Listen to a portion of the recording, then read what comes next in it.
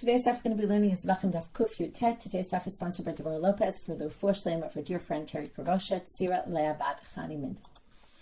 Okay, we're going to get started right now with quick just messages that are necessary, which is our Siyum is tonight. Tonight Israel time, so whatever time that is by you. Looking forward to seeing you all there. We have a great program lined up. We're going to hear from Dr. Marko Simkovich, from one of our learners, Natalie Taylor. And tomorrow there will be no regular class. The introduction to Masechet Menucha by Yelet Libson will be up, so you can listen to that if you want tomorrow.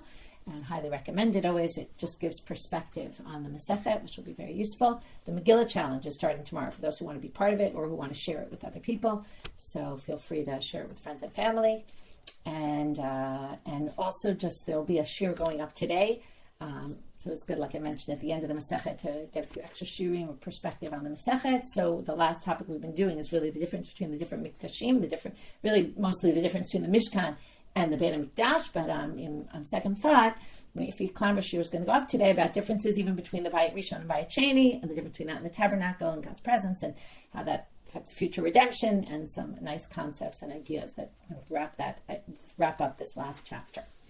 Okay, we're going to get started. So we finished already. We did a little extra yesterday stuff to get to the end of the count about how we got all the years, how many years the Mishkan was in the different places, how long each period lasted. Now we're going to go back to the Mishna. We're online in my Gemara. It's the fifth line of the daf. Ba'u Nov and Givon. So now we're up to Nov and Givon. When the Mishkan was in Nov and Givon, so the Mishnah said, we're going to keep going back because the Mishnah we learned already a while ago, Daf on Kuf Yud Bet. So let's just go back for a quick minute. When the Mishnah was in Nov and Givon, it says that Hutru ha-bamot, okay, bamot were permitted. Again, right, what happened? They were forbidden in Shiloh, right? We started off, we get into the land, bamot are permitted, right? Remember, in the desert, there were no bamot. There was just one Mishkan, okay? When we get into the land, the first 14 years, bamot are permitted. Mishkan goes to Shiloh, forbidden. 369 years, then it moves to Nov and Givon when the Aron gets captured, and already the bamot are permitted. Kodshei kodashim, nechalim lefnim menachalaim, kodshei kalim b'chol arei Yisrael. So the kodshei are eaten within the Mishkan, within the curtains, and the kodshei kalim are eaten everywhere. So the first thing we're going to deal with is menani milei. Where did we get this from? That all of a sudden bamot were permitted. How do we know that? Well, Ditano Rabbanan, Kilo Batem Ata Ela Menucha Ela Nachala. We've seen this pasuk a bunch of times. Today we're really going to analyze what is Menucha and what is nachala. Until now we've taken it for granted that what we're going to see right now, but we're going to throw that up in the air in a little while. But it says here, right, this is in the Psukim in Sefer Devarim, chapter 12, that we've been reading, where it basically says, right, that you're supposed to bring to the temple your olot and Zevachim. We're going to get to these Psukim again later, and your maaserot. Okay, pay attention because we're going to talk about this soon. And your truma, and your neder, your davan, you're going to eat there before God. And then it says, don't do, lo ta'asim k'cholana asher anachu osim po hayom, don't do like what you did today, ish kol yashar be'inav, ki lo batem ad ata ela menucha ve'ela nachala asher Hashem Elokecha noten lach. The reason why you're allowed to do this is because you haven't yet gotten to the menucha and the nachala. But when you get to the menucha and the nachala, you're not allowed to do this anymore. Okay, so basically, ish kol yashar, as we learned yesterday, and the day before, right? People can bring whatever they want in the time of the bamot, and when they get to the menucha and the nachala, then already that's not permitted. You can only bring it in the temple or in the Mishkan. So what's the menucha ve'ela nachala?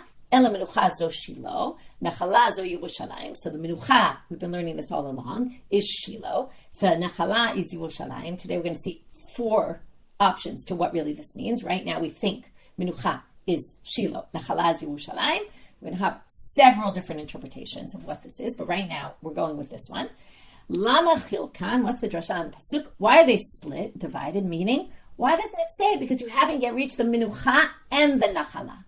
But it says you haven't yet gotten to the menucha, el menucha, ve'el hanachala, that extra word el in between, to the second one.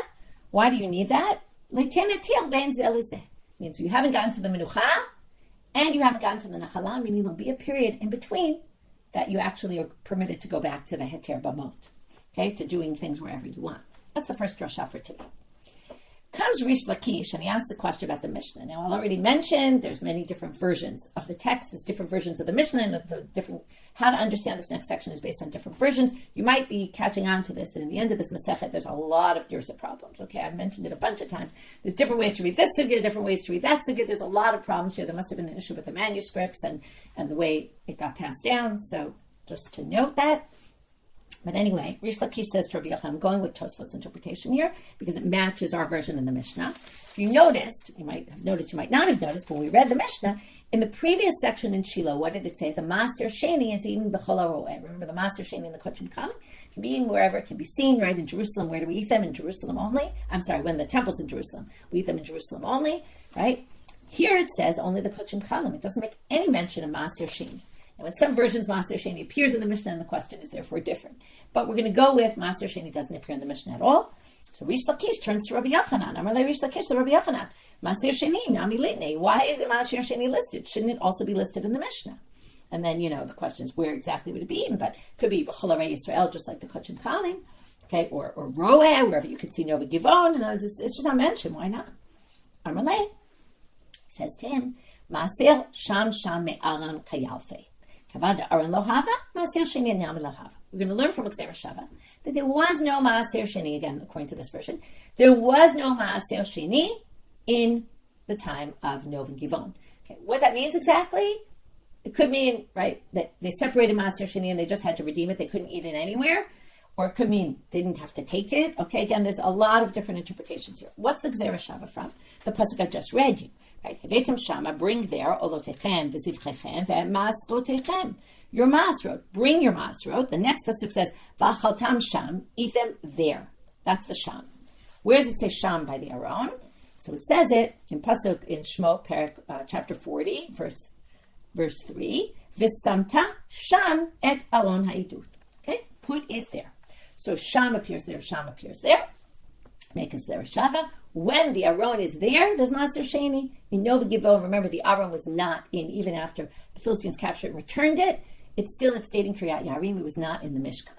So, therefore, no maaser sheni. Ihachi. Okay, that's interpretation number one. Rabbi Yochanan answers Reish Lakish with this gezeira shava. Reish Lakish questions and says, wait a minute. You're learning it from gezeira shava, from that pasuk? What did we just read the pasuk? Ve'vetem shama olotechem v'zivchechem ve'masrotechem. It doesn't only talk about maaser sheni, it talks about olot and Zevachim, right? Sacrifices. So he says, Ihachi, Pesach v'kodeshim nami. Well, then you shouldn't bring the korban Pesach, and you shouldn't bring the kodeshim when there's no Aron. As if you're learning it all from that pasuk, it's listed together with other sacrifices. Desham shamei Aron yalfeit, the Aron lo havi, inu nami lo havi. So that gezeira shava makes no sense to say that, because then it would apply to sacrifices, and the assumption is it's obvious they brought sacrifices. To which, right, during the time of Nov and Givon, nobody thinks they didn't bring sacrifices. Maaser sheni, maybe we could say there's a debate, or not, or we don't know. Right now we're going to see a different interpretation from Rabbi Yochanan. So, on account of Reish Lakish's answer, difficulty, he basically said, okay, I guess you're right, that wasn't a good answer, I'll bring you a different one. Amar lach, he says, I could say to you, Hamane Rabbi Shimon. He says, maybe the Mishnah is only Rabbi Shimon. And this is what we're going to see. Maybe they're machloket about maaser sheni, whether you bring it or not. And what's it based on? Let me see right now. What did Rabbi Shimon say? This brings us back to Rabbi Shimon and Rabbi Yehuda and that braita with the 5 opinions we saw in Daf Kuf Yud Zayin. Ta'amar, af tzibur lo krivu ela Pesach v'chovot hakavu alem zman. Remember what Rabbi Shimon said? It's only Pesach and sacrifices with a set time. Aval, now he was talking about the tzibur, the communal offerings. But we're going to basically say this applies to individual offerings as well. Therefore, chovot, any obligatory offerings that don't have a set time associated with them, like, for example, the animal tithes. You have to bring the 10th of your animal. That's a chovah. You have to bring it and sacrifice it, right? As a sacrifice. You have to bring it as a sacrifice. Now, that's not set time, right? You just have to bring it at some point. So, also, not in the bama gdola, not in the bama ktana, not in the central Mishkan, not in any of the ones, the private ones. And therefore, maaser behema, as I said, that includes animal tithes. Those are obligations without any set time, as I just said. There's a pasuk that talks about masrotechem, in plural. The drasha is that that's juxtaposing, is basically talking about two maslot, which are the same, basically have the same rules, which are, one is animal tithes and one is the maaser sheni tithes, the grains that you have to bring to the temple. So now what do you see? From there, if maaser behema didn't apply in the time of the bamot, based on this whole thing about sacrifices that don't have a set time, according to Rabbi Shimon, aren't brought in the bamot, then also the maaser sheni isn't brought in the bamot. Okay? Why do you have to do the hekesh? First of all, Rabbi Yochanan says you don't even need the hekesh. You can just assume it directly, and he has a different version. Again, we have different versions here. The maaser sheni is also something without a set time, and therefore it's a different reason saying no, you need a hekesh is because there the topic was sacrifices, right? The Rabbi Shimon's opinion was about sacrifice. Maaser sheni is not a sacrifice, and that's why you need to connect it first to the animal tithes, which is a sacrifice, and then make the hekesh, the juxtaposition between the two different kinds of maaserot, and then say, oh, well, if that wasn't during the time of Nov and Givon, then neither was this. Now, if you say that the Mishna, so the second explanation, remember, we rejected his first explanation that we're just going to do a gezeira shava, which would then apply according to everybody, but no gezeira shava because that would then apply to sacrifices as well. So now we're going to say, it's just Rabbi Shimon's opinion. Now, if you remember, Rabbi Yehuda disagrees with Rabbi Shimon and says you even bring obligatory obligation. You can bring obligatory sacrifices, which generally said was chatan and nasham, but obviously that would include the maaser behema during the time of bamot. That was his unique opinion. So if Rabbi Shimon, this Mishna is Rabbi Shimon, michlal de Rabbi Yehuda kruv. Sounds like you're going to say that according to Rabbi Yehuda, if you're basically pigeonholing the Mishnah into Rabbi Shimon, then you're basically saying that according to Rabbi Yehuda, you would bring maaser sheni. Is that true? Okay, because it sounds like they think right now everybody holds there's no maaser sheni, to which in the time of Nov and Givon, there wasn't, right? It doesn't matter future. There's no interim bamot after that. But during the time of Nov and Givon, what happened historically? Was there maaser sheni? Wasn't. They assume everyone must have held there wasn't maaser sheni. So how do you explain Rabbi Yehuda?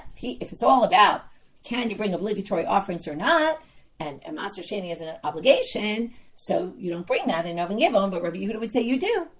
To which the Gemara is saying, yeah, it's true. Rabbi Yehuda does say they brought maaser sheni in Nov and Givon. Tahama, how do we know this? Tahama, Rav Ada bar Matna. Rav Ada bar Matna said, maaser sheni maaser beima nechalim ben Nov and Givon l'divrei Rabbi Yehuda. He says maaser sheni and maaser beima were eaten in Nov and Givon according to Rabbi Yehuda. He thinks they were brought, and people had to eat them in Nov and Givon. So they say, v'habai bira, but wait, those need a bira. Bira is like a central city, like a capital. They need a capital. Nov and Givon didn't have the status of a capital city, right? Like Shiloh did. Why they think this, I don't know. Maybe because Shiloh was so many years, and Jerusalem obviously was the capital for many years. So they say, but Nov and Givon didn't have bira, and there's this halacha that it needs bira.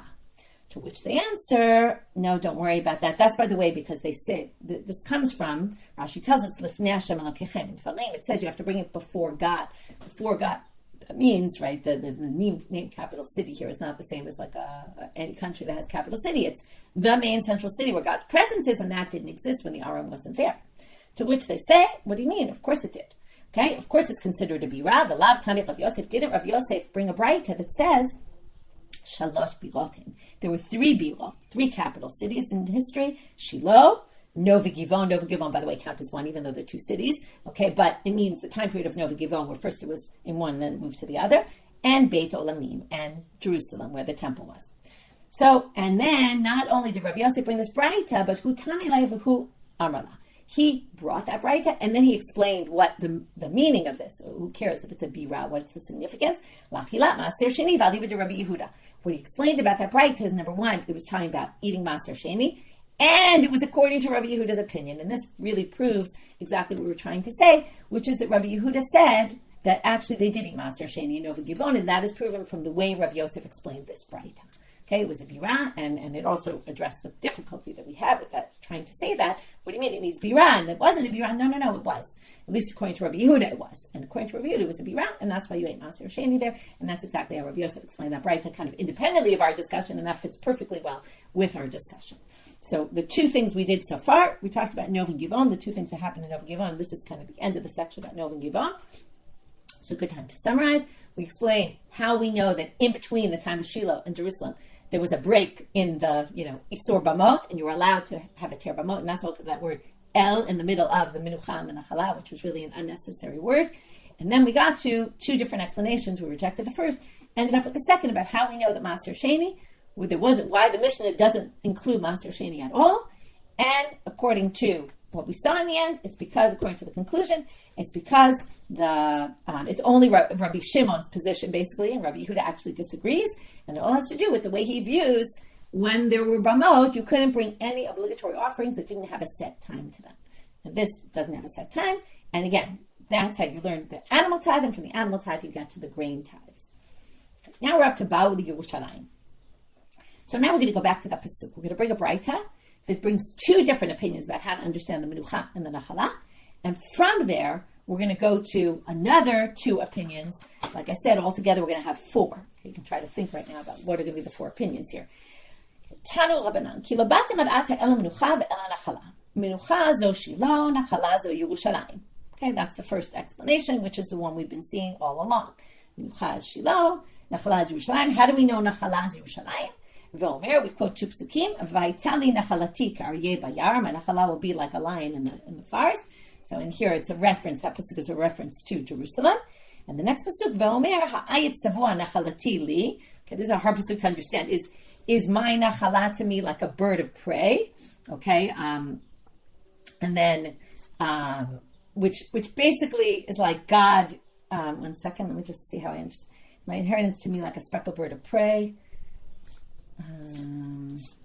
It's hard to understand the beginning of that pasuk, and then it like switches and it says ha'ayit saviv aleha, which is, it seems like, in other words, I think there it's a bird of prey, like God is protecting us in the city, but then it says ha'ayit saviv aleha, meaning not that we're like the birds of prey, but that they're all preying on us, which unfortunately sounds like sometimes we feel that way, right? That everyone's preying on our city of Jerusalem, and that's obviously that is talking about Jerusalem, that pasuk, and therefore you see it calls it nachalati, my inheritance. Jerusalem is the inheritance.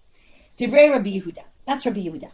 Okay, so the first opinion is they don't even prove that Menucha is Shiloh. They just prove by process of elimination. They assume if nachala is Jerusalem, then Menucha must be Shiloh. Comes Rabbi Shimon. Okay, again we have machlokes Rabbi Shimon and Rabbi Yehuda. Okay, so we've had not only right here, but many sugyot. Rabbi Shimon Omer Menucha zo Yerushalayim, nachala zo Shiloh. He actually flips the two. Okay, which we're going to have to say that makes no sense in terms of the order of the pasuk, right? You didn't get to Jerusalem and you didn't get to Shiloh, right? Shiloh should come first in the pasuk. We'll talk about this soon. So how do we get that? Ve'omer zot menuchati ade'ad po eshev ki ivitia.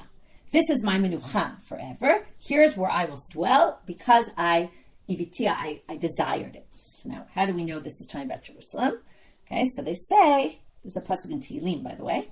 We say, based on another pasuk in the pasuk right before it in Tehillim, V'omer ki b'chalav Hashem b'tzion iva l'moshav lo, because God chose Tzion, which is iva l'moshav lo. He desired to dwell there. And then we have the connection of the Iviti on the pasuk, and obviously also it's the pasuk right before, so it's talking about Jerusalem. The next pasuk is talking about Jerusalem as well. So from here we get that Menucha is Jerusalem. And then if Menucha is Jerusalem, Shiloh must be nachala. So now they're going to ask the question I mentioned before, which is Bishlam alaman damar Menucha zo Shiloh hainu v'chativ el Menucha el nachala. Right? You haven't yet gotten to Shiloh, and you haven't yet gotten to Jerusalem, which chronologically makes a lot of sense. But el alaman damar Menucha zo Yerushalayim nachala zo Shiloh el nachala el Menucha mibai. It should have said nachala first if nachala is really Shiloh. So I don't disagree. Maybe nachala could be Shiloh, but then it should say el nachala v'el Menucha. So they say hachi kamar.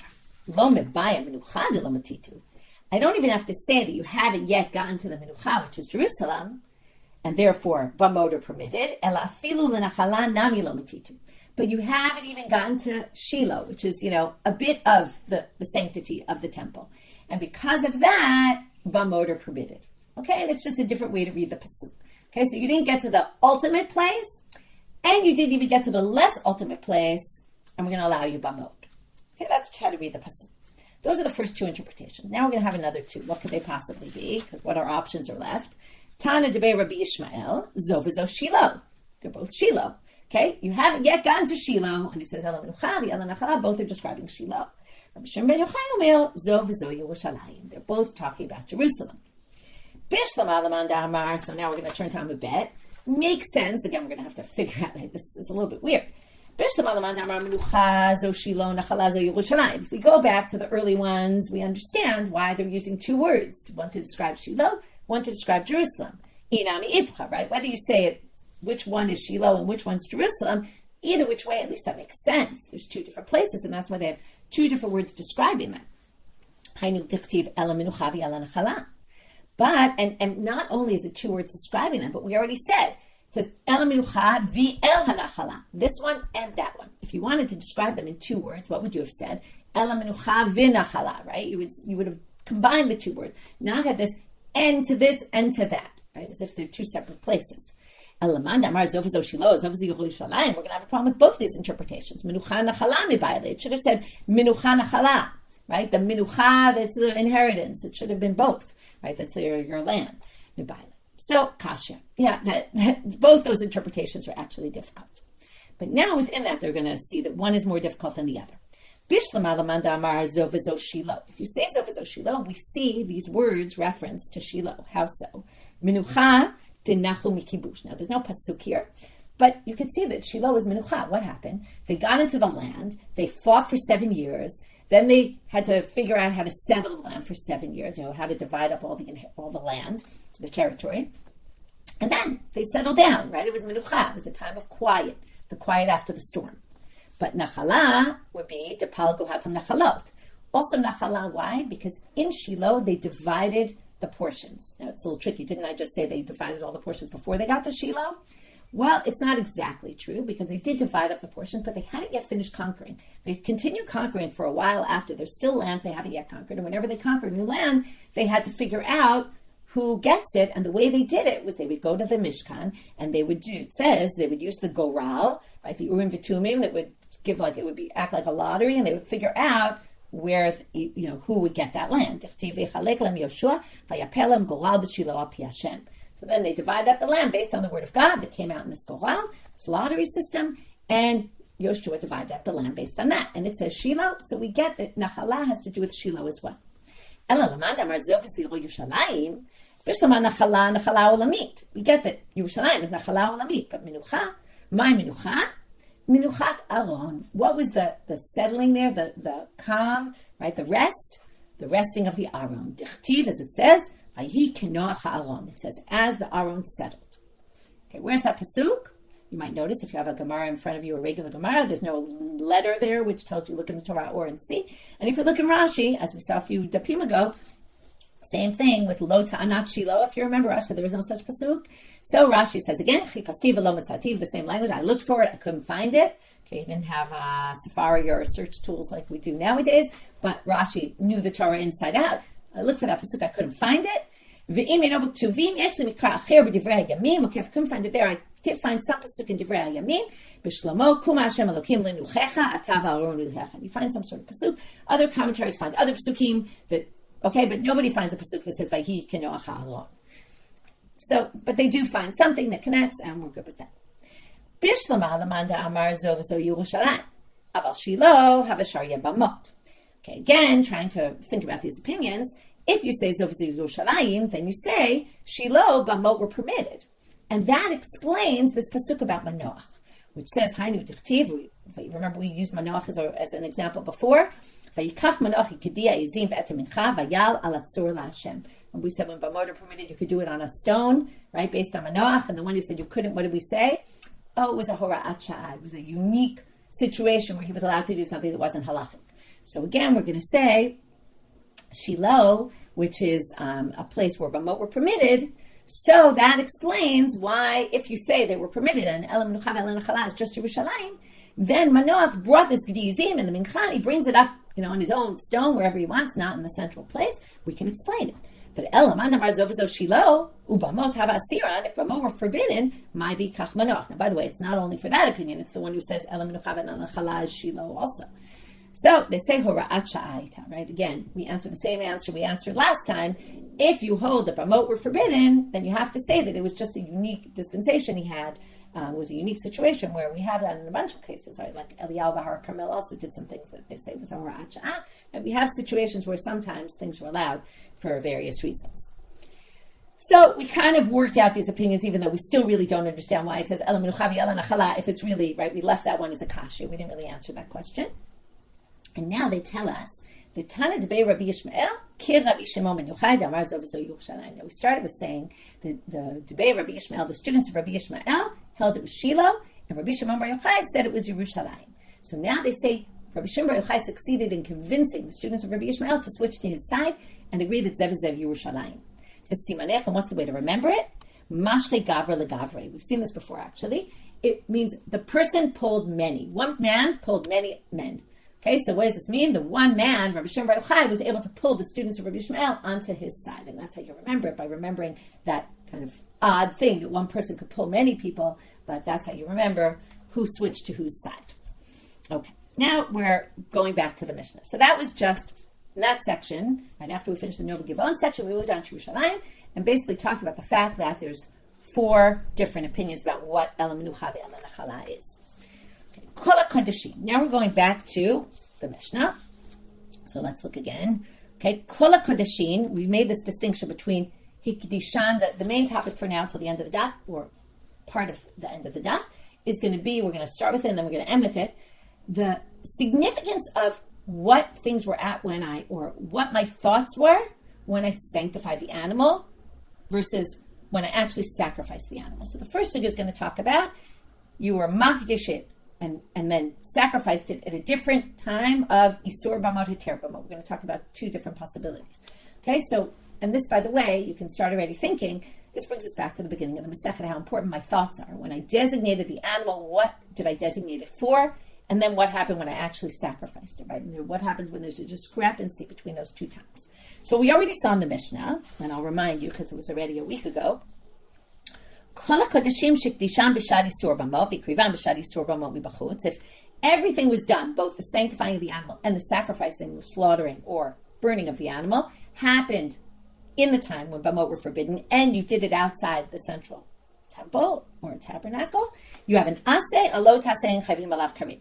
You didn't do heavy right? You didn't bring it into Ol Moed, so you didn't fulfill the positive commandment.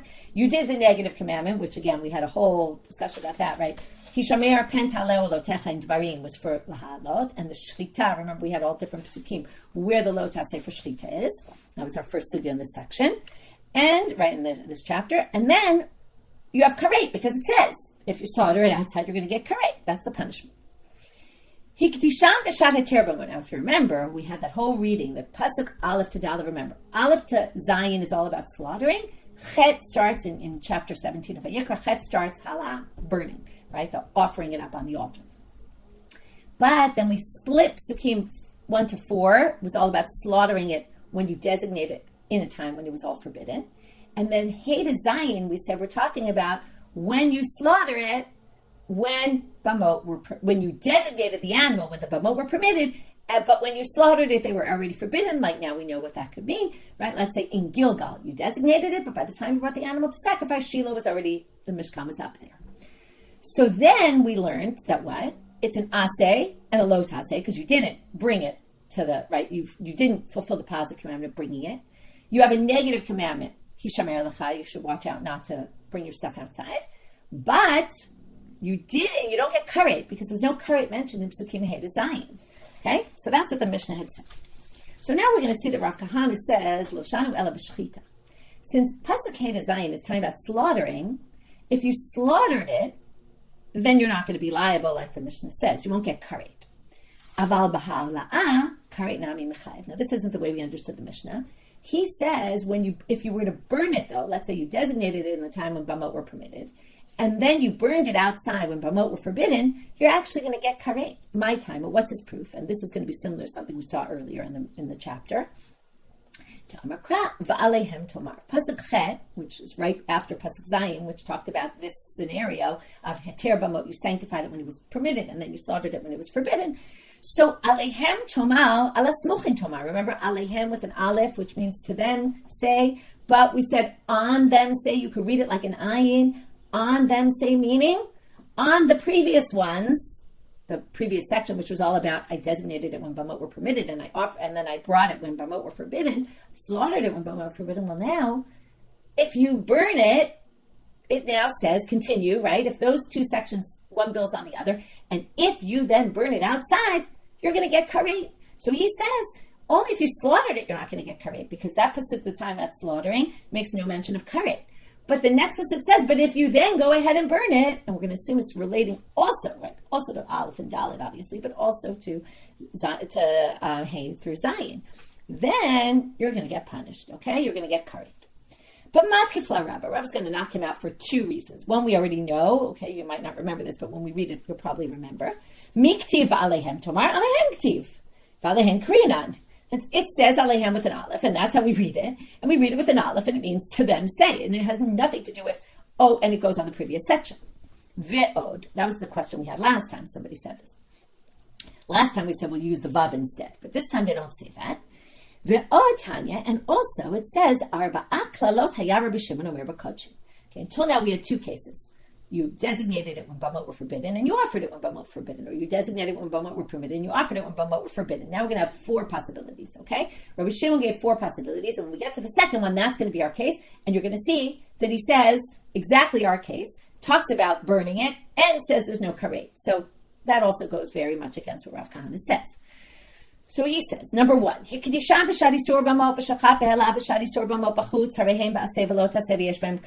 if you designated it when bamot were forbidden, and you offered it, either slaughtered or burnt it, or both, perhaps, right? Remember that we saw was a machlokah between Rabbi Yosef and the rabbis in the Mishna, but the mainstream opinion is, even if you slaughtered it and then offered it outside, you do them both outside, you're going to be completely liable for both, and you're going to get karet. Okay. Excuse me for a second.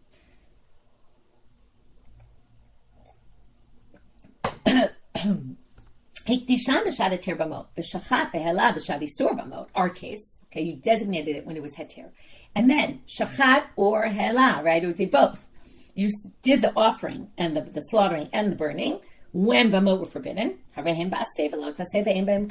goes completely against Rav Kahana, who said there's karet also. No karet. So that's the second knockout of Rav Kahana. In the meantime, we'll finish the braita. Two more cases. This one we hadn't discussed at all yet. Hikdishan b'shat isur bamot. Let's say we were in Shiloh. I designate the animal when Shiloh's there, and it's forbidden right now to bring them on the bamot. Then shachat ve'ela b'chutz b'shat heter bamot. Then Shiloh's no longer before I sacrifice it.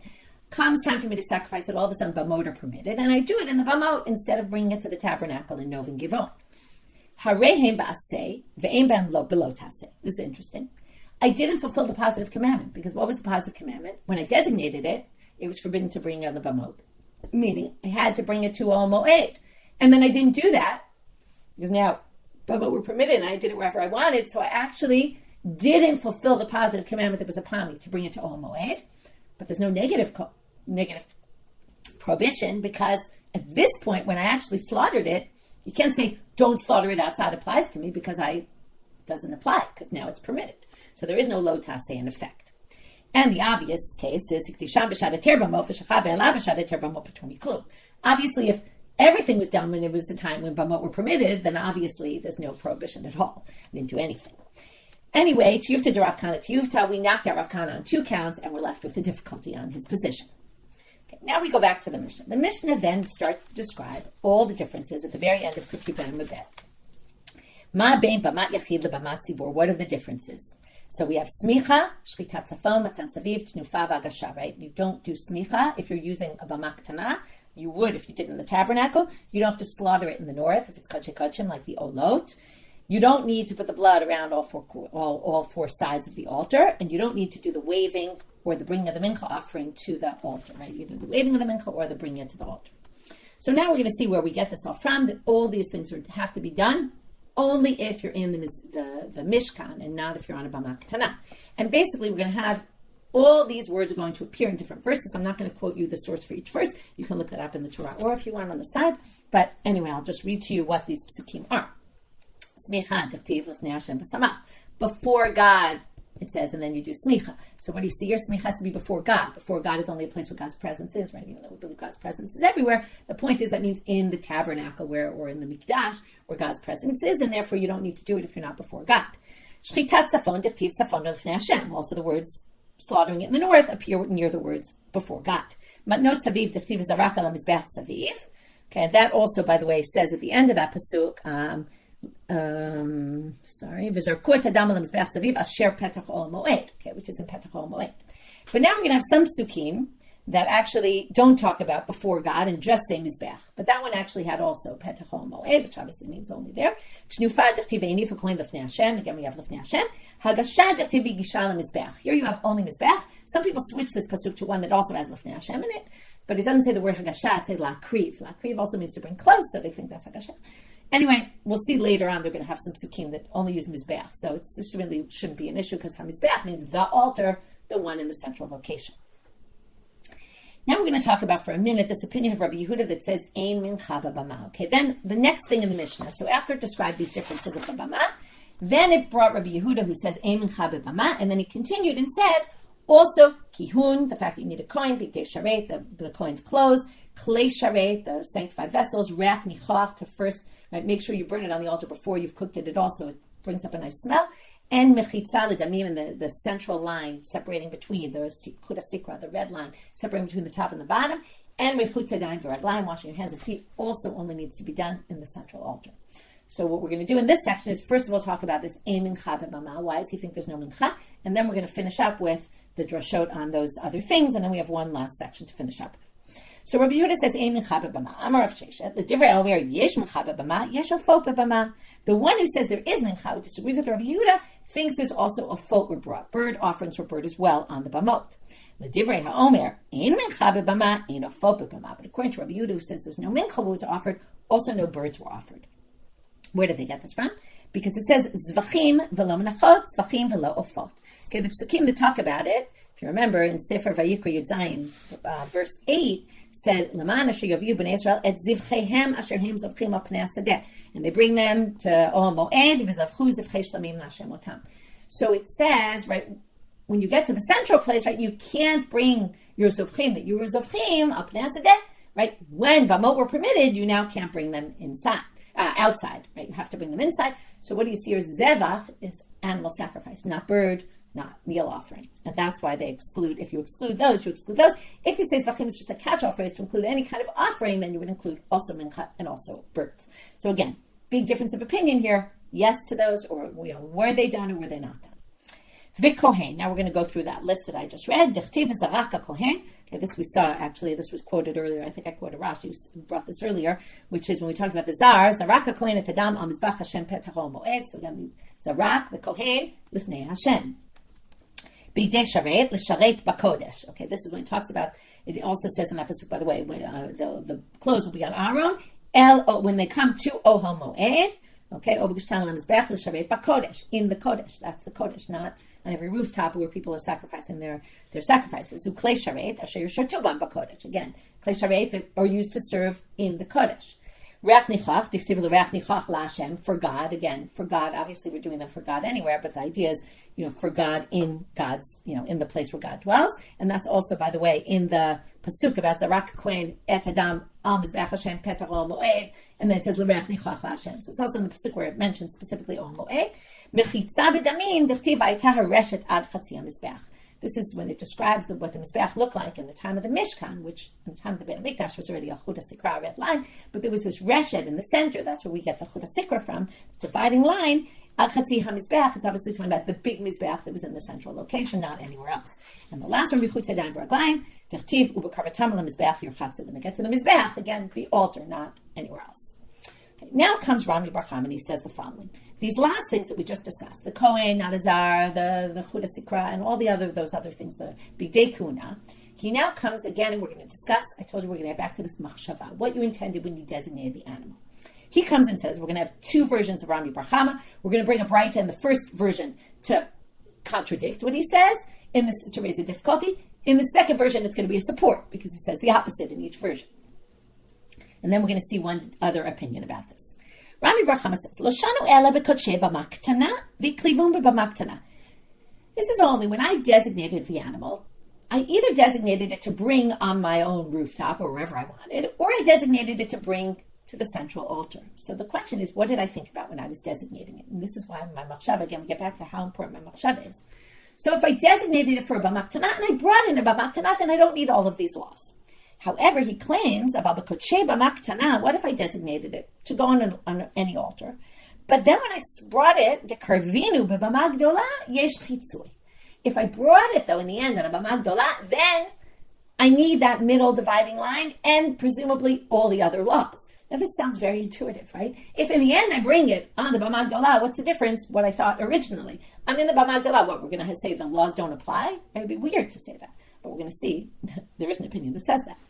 So motiv Rabba says, what do you mean? I'm going to bring this source. And we saw the source already. So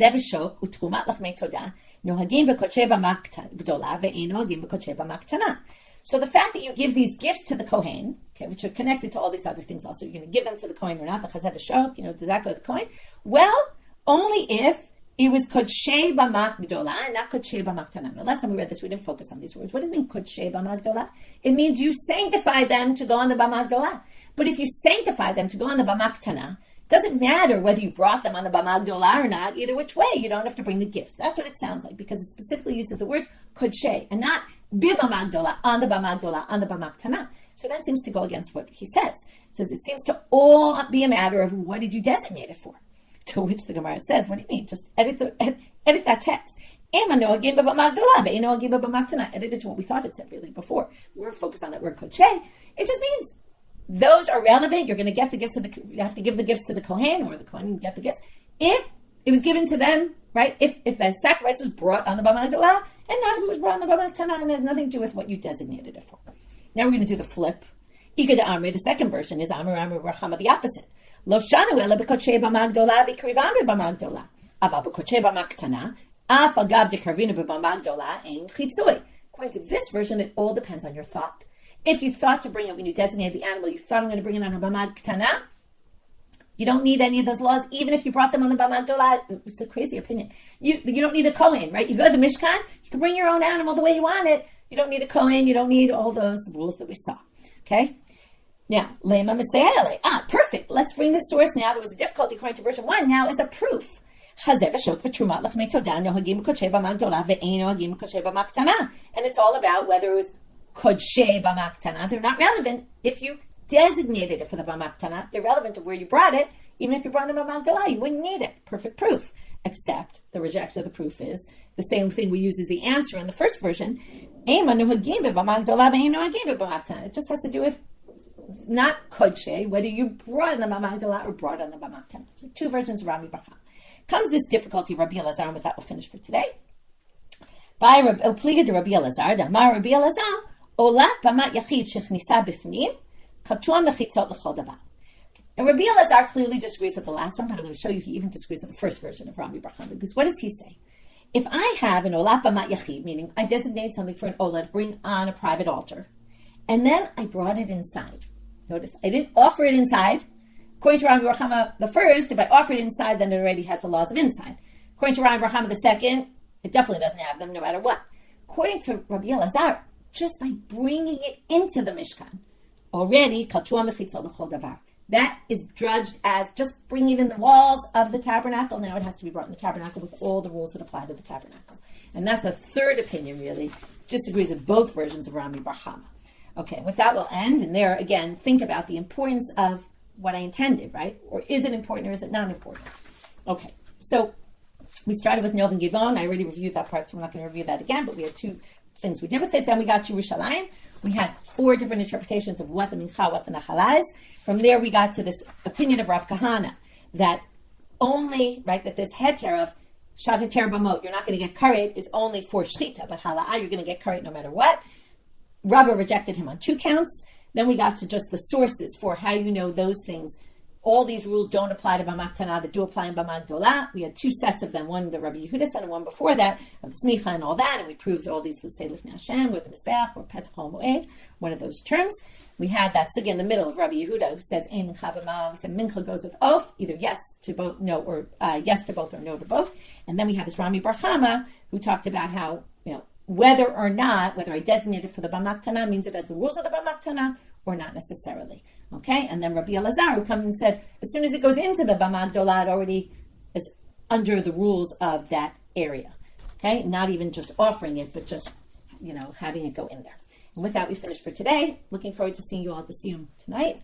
If you haven't registered yet, it takes about a second. You just put in your email address and you'll get an email with the registration link. And we'll see you tonight at the Siyum, hopefully. And if not, it's as usual recorded and will be up on the site and you can access it whenever you want. Wishing everyone a good day and a Shavua Tov. Masal Tov on getting to the end of this Masechet.